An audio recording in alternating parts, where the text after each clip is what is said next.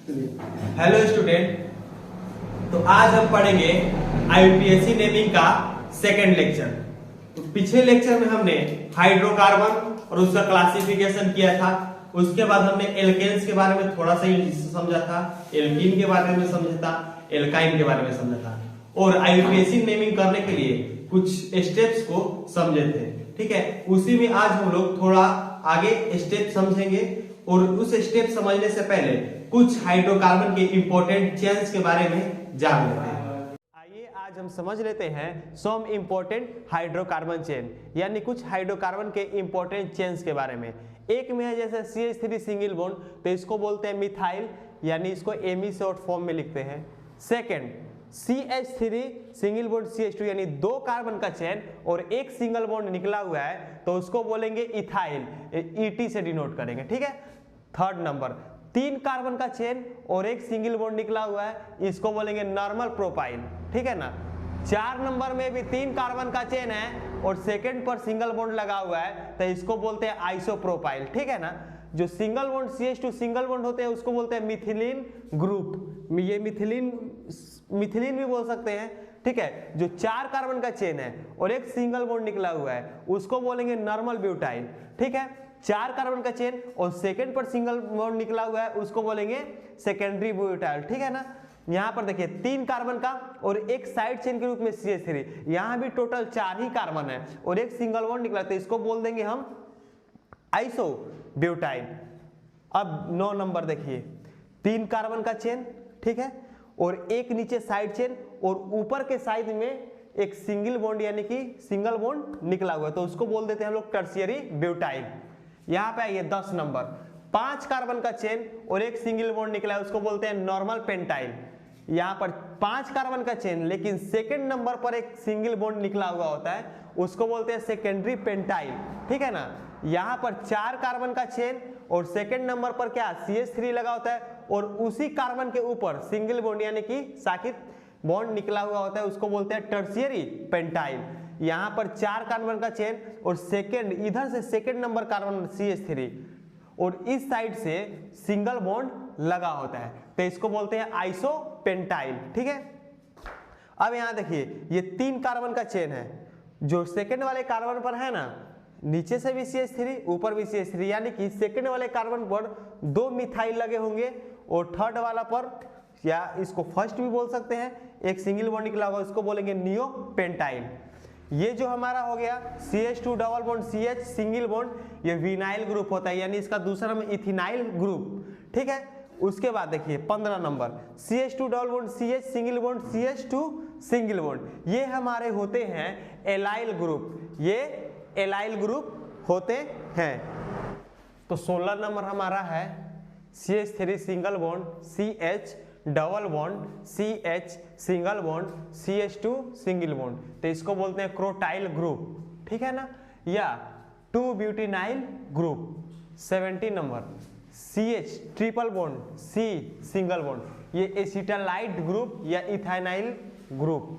ठीक है। 17 में देखिए बेंजीन का हम लोग ऐसा स्ट्रक्चर बनाते हैं, ठीक है ना, जिसमें क्या होता है ये दोनों स्ट्रक्चर ये बेंजीन का ही है, ठीक है, अलग अलग, लेकिन ये जो स्ट्रक्चर होते हैं ये अनरियल स्ट्रक्चर होते हैं। ठीक है। जिसमें डबल बॉन्ड हम लोग क्या करते हैं एक एक गैप करके देते हैं, ये बेंजीन के अनरियल स्ट्रक्चर होते हैं। बेंजीन का जो रियल स्ट्रक्चर होता है वो ऐसा होता है, जो उसके 6 पाई इलेक्ट्रॉन होते हैं ना वो इसके अंदर घूमते रहते हैं, यानी क्लाउड करते रहते हैं। ठीक है। आगे देखिए जब वही बेंजीन साइड चेन के रूप में जुड़ता है तो उसको हम फेनाइल बोल देते हैं। ठीक है। 19 नंबर देखिए बेंजीन के साथ single bond CH2 single bond, तो इसको हम बेंजाइल ग्रुप बोलते हैं। उसी तरह तीन सिंगल बॉन्ड यानी खाली है, ठीक है, तो इसको बेंजो ग्रुप बोलते हैं। दो खाली तो बेंजिलिडीन ग्रुप। एक CH3 ऊपर लगा हुआ है, नीचे से साइड चेन खाली है यानी कि सिंगल बॉन्ड खाली है तो उसको बोल देंगे टोलाइल ग्रुप।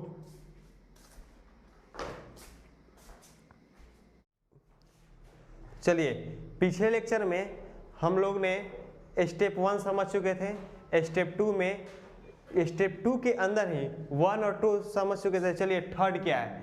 थर्ड एक होता है RFPD रूल। ठीक है। इसका जो फुल फॉर्म होता है वो होता है rule of first point difference. ठीक है, इसका मतलब क्या होता है ये हम लोग पहले ही समझ चुके हैं। ठीक है, चलिए देखिए एग्जाम्पल से इसको समझते हैं। CH3 CH CH2 CH3 CH2 CH3 CH2 CH3। ठीक है, ये एक ऑर्गेनिक कंपाउंड का एग्जाम्पल है। अब हम इसमें गिनती स्टार्ट करेंगे। तो चलिए गिनती करने से पहले हम इसमें पेरेंट चेन चूज करेंगे। पेरेंट चेन का मतलब क्या होता है पिछले लेक्चर में हम लोग समझ चुके हैं। यहाँ देखिए 1 2 3 4 5 6 7, यानी इस ऑर्गेनिक कंपाउंड में हमारे 7 कार्बन के पेरेंट चेन होंगे। लेकिन अब हमको ये देखना है कि गिनती किधर से स्टार्ट होगी। तो देखते हैं कि जिधर से साइड चेन, देखिए इस रूल का मतलब क्या होता है। इस रूल का मतलब यही होता है जिधर से साइड चेन नजदीक होगी उधर से ही गिनती क्या होगी स्टार्ट होगी। यही है वो RFPD रूल, यानी rule of first point difference. ठीक है, देखिए इधर से 1 2 3, इधर से 3 नंबर पर साइड चेन आ रहा है, इधर से 1 2, इधर से 2 नंबर पर साइड चेन आ रहा है। तो RFPD के हिसाब से हमारी गिनती इधर से स्टार्ट होगी 1 2 3 4 5 6 7। तो यही है RFPD रूल। ठीक है, अब आ जाइए चौथा rule, alphabetical priority rule. Alphabetical priority rule, चलिए इस रूल को भी हम लोग एक एग्जांपल से समझ लेते हैं।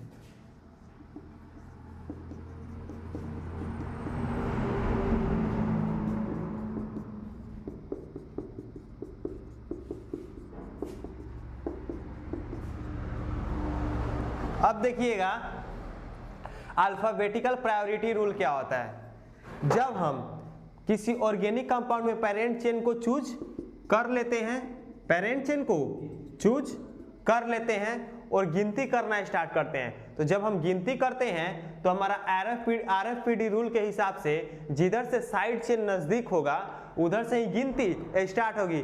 लेकिन अगर ऐसी कंडीशन आ जाए कि दोनों तरफ से गिनती करने पर जो हमारा साइड चेन है वो सेकंड नंबर पे ही आए, यानी इधर से भी जब गिनती कर रहे हैं तो साइड चेन सेकंड नंबर पर आ रहा है और इधर से भी जब गिनती कर रहे हैं तो साइड चेन सेकंड नंबर पर आ रहा है।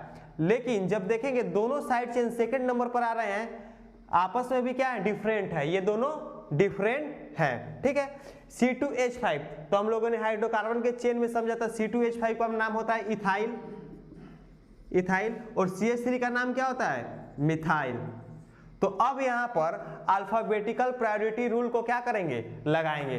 तो अल्फाबेटिकल प्रायोरिटी रूल ये कहता है कि A से लेकर Z तक में जो हमारे अल्फाबेट पहले आते हैं उधर से गिनती क्या की जाती है स्टार्ट की जाती है। यानी समझने का साइड चेन के जो अल्फाबेट पहले आएंगे, साइड चेन के जो अल्फाबेट पहले आएंगे उधर से गिनती स्टार्ट होगी। कहने का मतलब ये मिथाइल है, मिथाइल M से शुरू होता है और C2H5 ये इथाइल है, इथाइल E से शुरू होता है। अब हम ये देखेंगे A से लेके Z तक यानी अल्फाबेट में M पहले आता है या E पहले आता है। तो हम यहाँ पर देखते हैं कि E पहले आता है तो गिनती अब इधर से स्टार्ट ना होकर गिनती इधर से स्टार्ट होगी 1 2 3 4 5 6, यानी कि अब गिनती को हम इथाइल की तरफ से स्टार्ट करेंगे। तो यही हमारा कुछ रूल था। अब हम आगे बढ़ेंगे और नेमिंग करेंगे।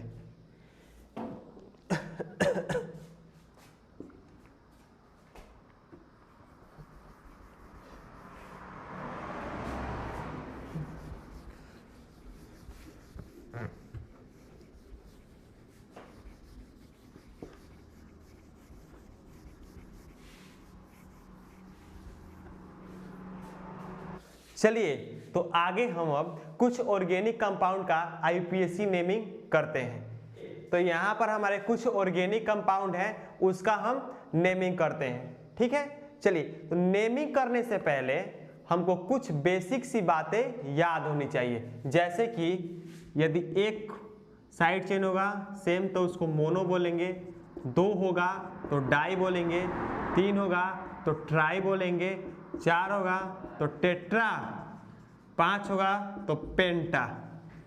बस ये बेसिक सी बातें हम लोगों को याद होनी चाहिए। अब आइए इस ऑर्गेनिक कंपाउंड में सबसे पहले हम पेरेंट चेन को चूज करेंगे। एक बार पेरेंट चेन का मतलब समझ लीजिए क्या होता है कि जिस एक ऐसा चेन लेंगे जिसमें अधिक से अधिक कार्बन क्या हो, इंक्लूड हो। तो देखिएगा यहाँ पर 1 2 3 4 5, ये 5 कार्बन की चेन हमारी हो जाएगी। अब हम ये देखेंगे कि गिनती किधर से होगी, गिनती किधर से होगी। तो देखिए इधर से 1 2 3 4, इधर से जो हमारा साइड चेन है वो 4 नंबर पर आ रहा है, और इधर से 1 2, इधर से हमारा जो साइड चेन है वो 2 नंबर पर आ रहा है, यानी गिनती इस साइड से स्टार्ट होगी। तो इसका नाम देखिएगा IUPAC नेम, जिसको हम सिस्टेमेटिक नेम भी बोलते हैं। 2 नंबर पर हमारे कितने मिथाइल लगे हुए हैं, तो 2 मिथाइल लगे हुए हैं। तो दोनों का पोजीशन दर्शाना होगा। जैसे 2 नंबर पर लगे था 2,2, यहाँ पर कितने मिथाइल है टोटल, 2 मिथाइल। तो 2 मिथाइल के लिए क्या होता है, डाई, ठीक है, डाई मिथाइल। और कितने कार्बन की चेन है, 3 2 5 कार्बन की, यानी कि पेंटेन। चलिए सेकंड में समझ लेते हैं। सबसे पहले हम क्या करेंगे, पेरेंट चेन को चूज करेंगे। आइए पेरेंट चेन चूज करते हैं। 1 2 3 4 5, 1 2 3 4, यानी कि 1 2 3 4 5। इसमें भी हमारा 5 कार्बन का पेरेंट चेन होगा। अब देखेंगे गिनती किधर से स्टार्ट होगी। इधर से जब गिन रहे हैं 1 2 3, जो हमारा साइड चेन आ रहा है वो 3 नंबर पर आ रहा है, और अगर इधर से गिनती करेंगे 1 2, इधर से जो साइड चेन है वो 2 नंबर पर आ रहा है, ठीक है।